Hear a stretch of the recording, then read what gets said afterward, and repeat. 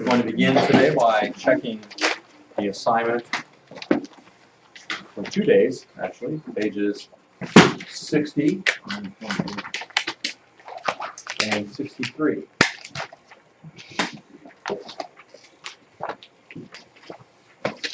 Give your paper to the person on your right.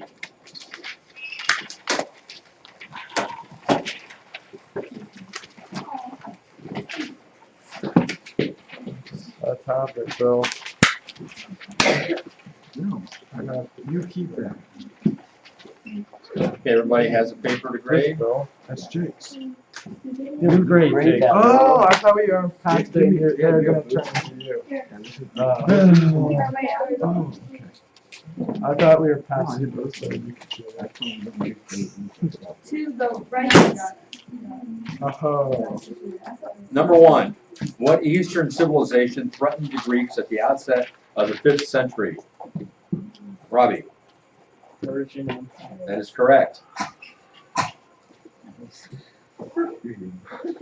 Any question?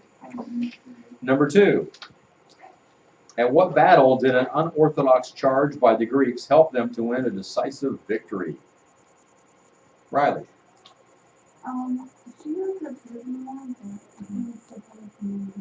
no, it's a certain battle. Sophie, Battle of Marathon. Number three, yes? No, that's all right.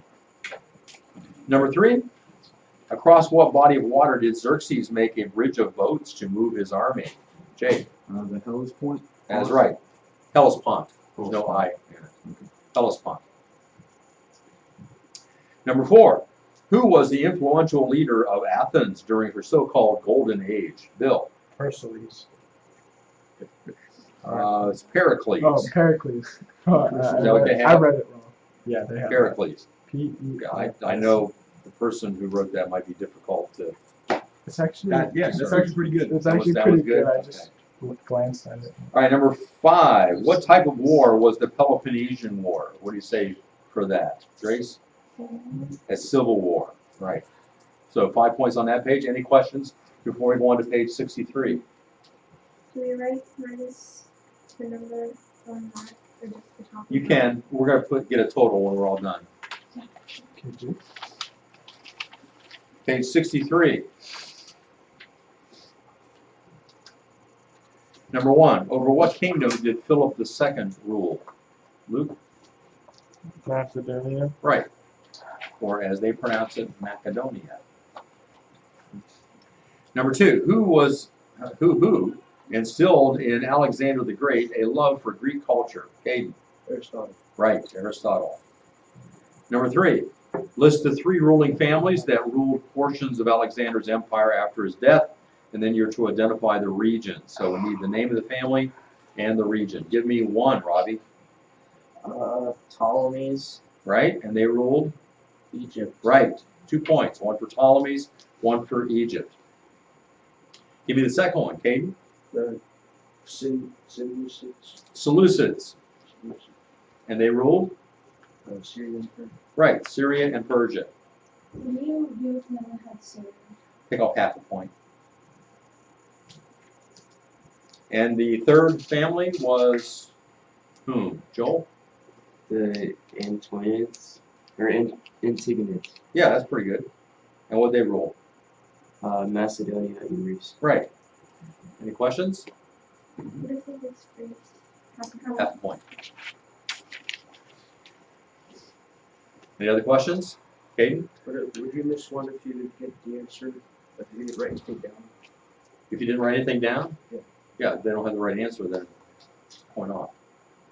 All right, there are 8 points on page 63. What I want you to do is put your name as the grader down at the bottom of the page, in case there are any irregularities.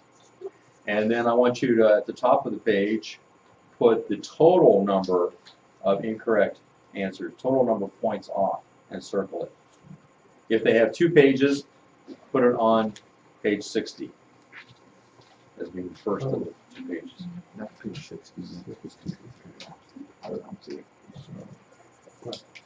Any questions? Okay, if that's completed, pass them back to Cage and he will put them on my desk.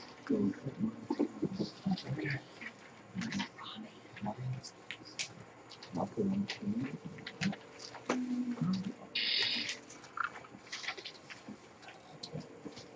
Yesterday, I left you with a bit of a cliffhanger. We had seen Alexander the Great come down through this area, conquered Tyre with an ingenious method, bypassed Jerusalem because he was shown the prophecies concerning his conquests. And then he came down to Egypt and conquered Egypt. They welcomed him. He established a new city called Alexandria on the shore as a port. And then as he was heading west toward Libya, he and his men got lost. And remember, were saved by a group of crows that they followed to an oasis. And at that oasis, the local priest, who was an oracle, received revelation from God, they said, crowned Alexander as Pharaoh and said he was a god. And what was the question Alexander had for this oracle? Who is my father? Who is my father? Does that seem like a strange question? Yes, it does. I'll explain that after I tell you his answer.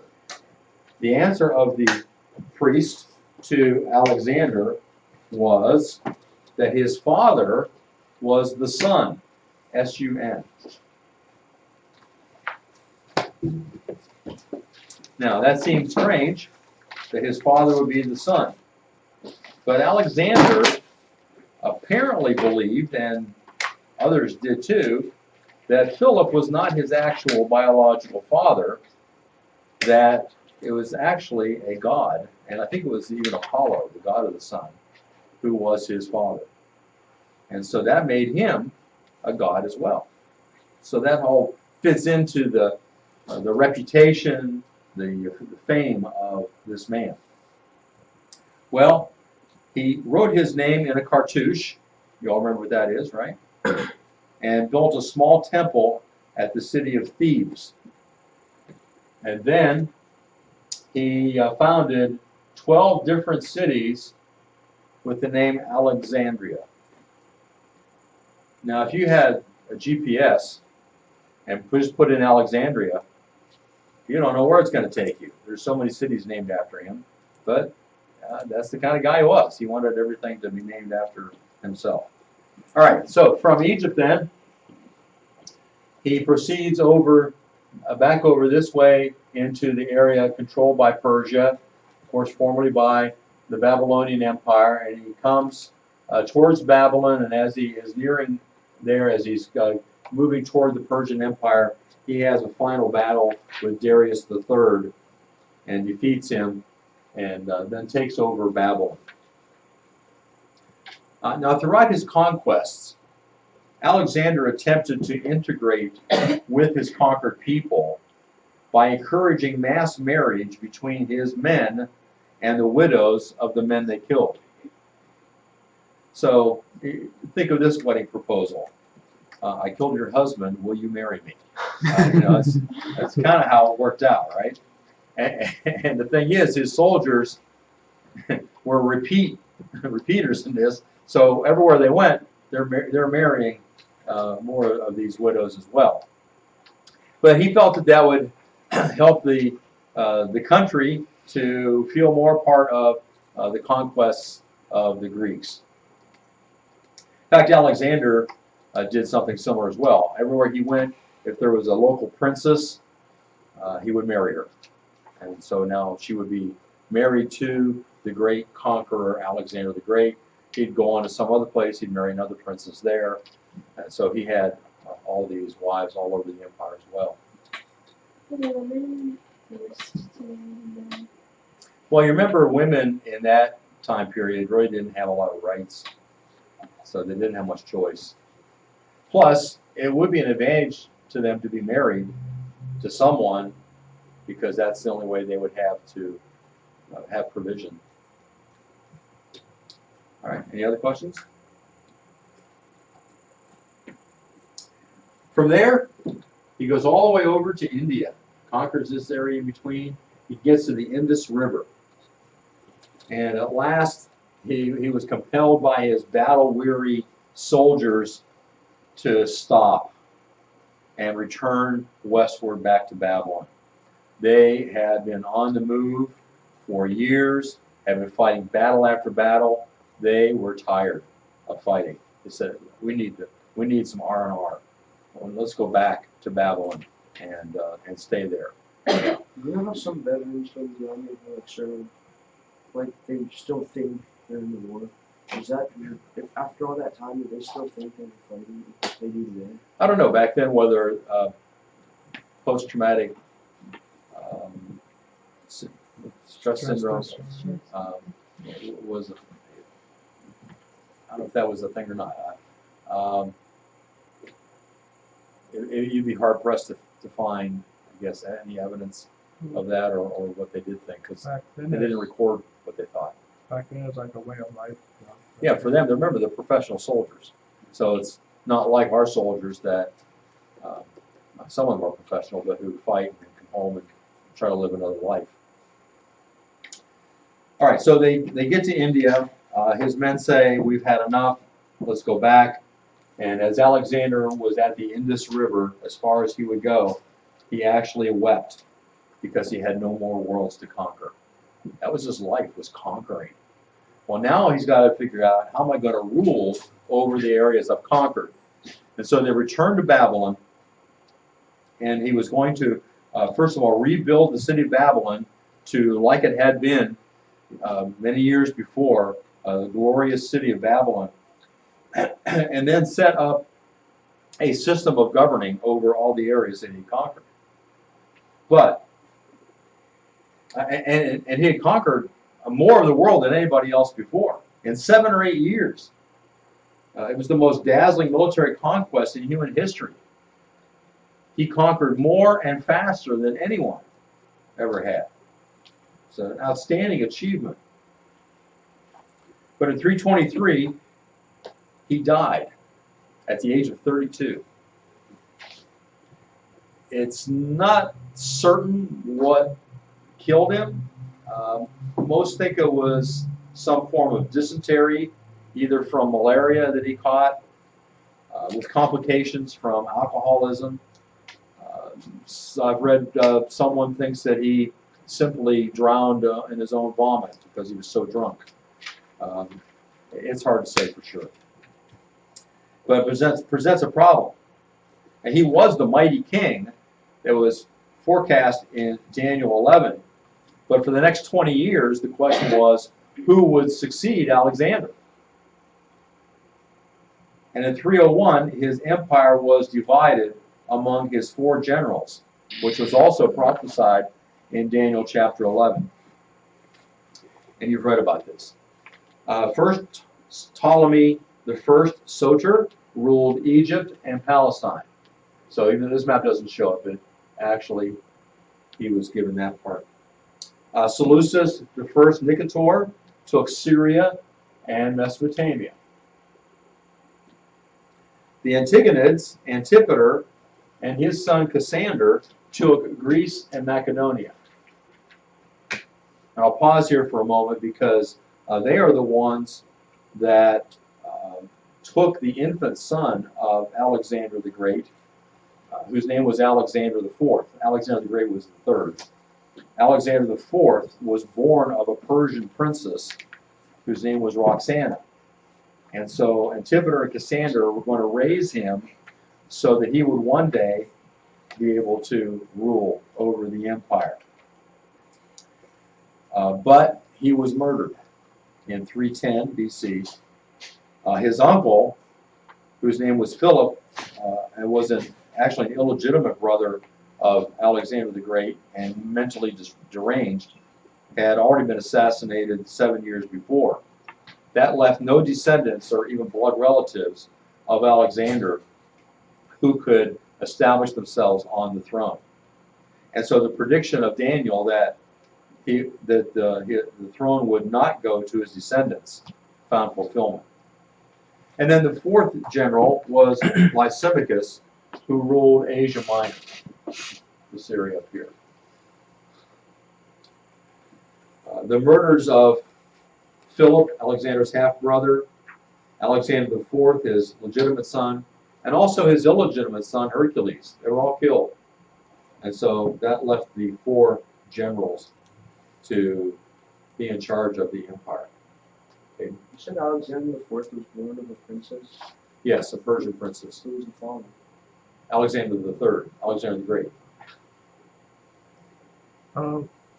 Wait, never mind. Now, when Alexander died, they decided that his body should be in a structure that would display his body and honor him. And he laid in state for a year while they constructed a gold catafalque, is what it's called, which is simply a wooden framework which supports the coffin of a distinguished person during a funeral or while lying in state. So they constructed this thing and took them a year to put his body in. And then they were going to transport it back to Macedonia. This thing was built in the shape of a temple. The walls were carved with scenes from Alexander's victories. It was pulled on wheels by teams of mules, each wearing a gold bell around its neck to announce its arrival. When the procession reached Syria, Ptolemy from Egypt rode out to meet the procession, supposedly to salute the body, but he hijacked the catafalque and took it to Egypt. The body lay in state in Memphis for years, while a tomb was built in Alexandria, located at the crossroads of 2 main streets. And so his body was kept there in Alexandria instead of being taken back to Macedonia. Now, eventually, 2 of these generals are going to lose power, and so there's going to be 2 generals left that really have much of the control of this area, and that's the Seleucids and the Ptolemies. And they are going to have a lot of conflict between them over many years in trying to reestablish Alexander's kingdom. Each one of them has ideas that they'll be the one to be the next Alexander the Great. But they have to take away from what the other one has first. And because the battles take place between them in that area, who's in the middle all the time? Israel. And we're going to see that Israel is going to play a major role in the conflict that takes place between these 2 families. And we'll get to that a little bit later. For now, we want to go to change gears a little bit and talk about Greek culture. Because as Alexander conquered, he brought with him Greek ideas and Greek culture. The essence of Greek culture can be defined, first of all, in its values and character. Values and character. They had an appreciation for beauty, freedom, justice, truth, and knowledge. Those are all good things. And more than many people, they valued that. They exalted man with his self-control, his creative spirit, with his creative spirit, his versatile talents, his thirst for knowledge, his physical ability, and his zest for life. So man is the greatest thing. And all these things about man is to be celebrated. Thirdly, they had a great respect for self-control, restraint, balance, and moderation. Their slogan was, nothing in excess and everything in proportion. Reminds me of the verse in the New Testament, moderation in everything.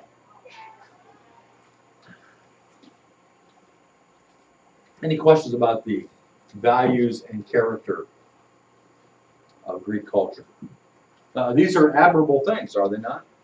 I mean, if you looked at any culture and you saw this, you would say that's a good culture. That's a good place to live. These are good values to pursue. Next, we want to consider Greek culture in its essence being the cradle of Western culture. One of the reasons why it's important for us to study Greek culture is because of the great influence it has had on Western culture, which would include Europe and America. And so as we look back into the past, we can see much of what has influenced us today. And in a number of different areas. For example, in the area of science. We look back to the Greeks and see how many of them were involved in scientific discoveries. Secondly, the area of mathematics. You know, if you talk about mathematics, you're going to bring up Greek mathematicians. The area of philosophy. Really, if you talk about philosophy without talking about the philosophers of the Greeks. Literature. You know, we still quote literature from the Greeks. We still have plays written by Greeks. And even in the New Testament, we find that Greek literature is acknowledged. The Apostle Paul occasionally used Greek literature in his preaching and writing. In Acts 17:28, remember when the Apostle Paul was on Mars Hill talking to the philosophers, he refers to the Greek poets in general, and then he quotes from the Phenomena, a poem by Aratus in the 3rd century BC, when he says, "For we are his offspring." So, What philosophers do you think he was talking to?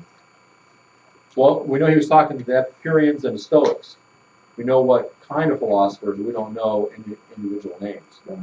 And it would not have been at the same time as the philosophers that we know, like Socrates and Aristotle. Yeah. Those would have been long after them. Right. In 1 Corinthians 15:33, Paul quotes from Thais, a play by Menander, 3rd century BC, when he says, "Evil communications corrupt good manners."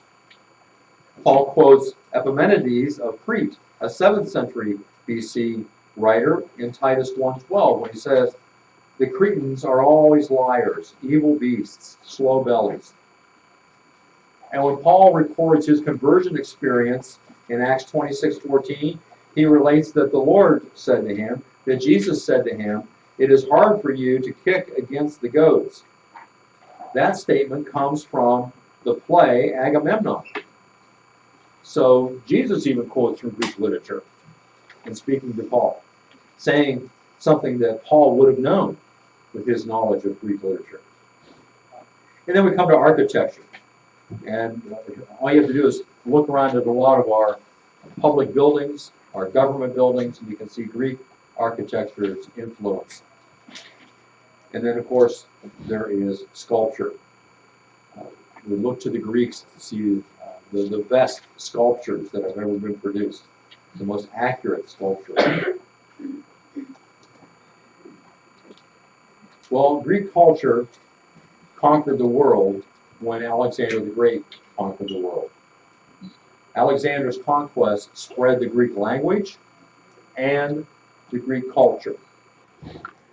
Blended with the other cultures, this formed a new culture called Hellenistic, which means like the Greek.